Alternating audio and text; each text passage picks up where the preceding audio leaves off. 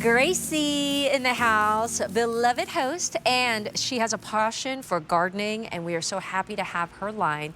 This is so pretty, Carolyn. These caladiums are gorgeous. Caladium, I'm gonna learn so much. These are jumbo too. It is a two-piece sun-tolerant jumbo caladium live plant. They are perennials, my favorite thing ever. This is like royalty, right? And this is two of the best caladiums. All right, Carolyn, Gracie. Hi, everybody. Girl next door. Hi. So you're looking at both of the colors that you get. Oh, you get two, yeah. And so these caladium are really special, and we didn't debut them until recently. And actually, we couldn't get them for about the past 2 years because they are a tropical plant, which is actually grown in Florida, and the weather down there has been really wet. Yeah. So we're lucky to have them this year. We've been waiting and waiting. Okay. So caladium is technically an annual, but you can make it a perennial if you want to by bringing it indoors over the winter. Nice. Unless you live in a really tropical hot area, zone 10 or 11, where you can plant it in the ground and leave it there all year. The rest of us should put these in pots and or dig them up and put them in a pot and bring them inside in the winter. They're gorgeous, and you're getting two of these beautiful colors. So you have the Royal Flush, which is going to be a deep red center with burgundy veining and then gorgeous dark green around the exterior. Looks very Christmassy, which is another great reason to bring it in the house over the winter. And then you're also going to get this Moonlight, which is white, a creamy white with deep green veining. So we picked this set. There's hundreds of varieties of caladium.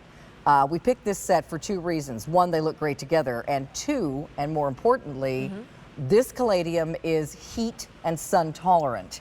Most caladium is a shade plant, like a lot of your foliage plants. That's where I've seen these, A lot of the times when you have a shady garden, it's filled with hostas and other things that like the shade. And this one will also do well in the shade. But the bonus is that if you don't have a lot of shade or you have partly sunny, this will do well in the sun as well. That's why it's called the sun-tolerant caladium. And what you're getting are two jumbo bulbs, one for each of these plants. And so they're very easy to plant. You can see they are a couple years old already, so they're big. They almost look like a begonia bulb. And so what you're going to do is plant these in the soil if you want to, or I would suggest doing a pot with a nice organic potting soil like Roberta's, which we sell online. And then just dig a hole that's about 3 or 4 inches deep and about twice as wide as this bulb. Put it in, water it in, and as soon as you see some active growth, stems and leaves coming out, then it's time to fertilize. And you'll fertilize once every couple of weeks. But these are very fast growing, Nancy. They're going to get to their full size in a matter of weeks. Oh, I love that. So they're going to get big, which is about 2 by 2, because technically they're an annual, and you know how annuals, they give us their whole shebang this summer. So that's what's going to happen with these. And then again, if you want to not have to buy them again every year, just bring them indoors. They do well as a house plant over the winter. Not all annuals do. Like, you really can't bring in your lantana or some of the other annuals that you buy at the nursery because they're meant to be just one season. But these will continue to thrive year after year if you bring them in the house. Which one is this one called? I mean, that's the Moonlight. Oh, can we just go on this leaf, Carolyn? Yeah, they're gorgeous, aren't they? I mean, look at that variation, those veins. It's pure white, beautiful, which is kind of glowy in the dark at night. Yes. And it's nice to have some white in your garden because it really kind of contrasts the colors, you know? Yeah. So if you have a shady spot under some big trees, this is perfect. If the trees have big roots and it's hard to dig in there, even with your spearhead shovel or something like that, then just put them in pots under the trees. That looks just as pretty. We have them in the Roberta's whiskey barrels right now, but something like a 10 to 12 inch pot for these is totally fine, 1 in each pot.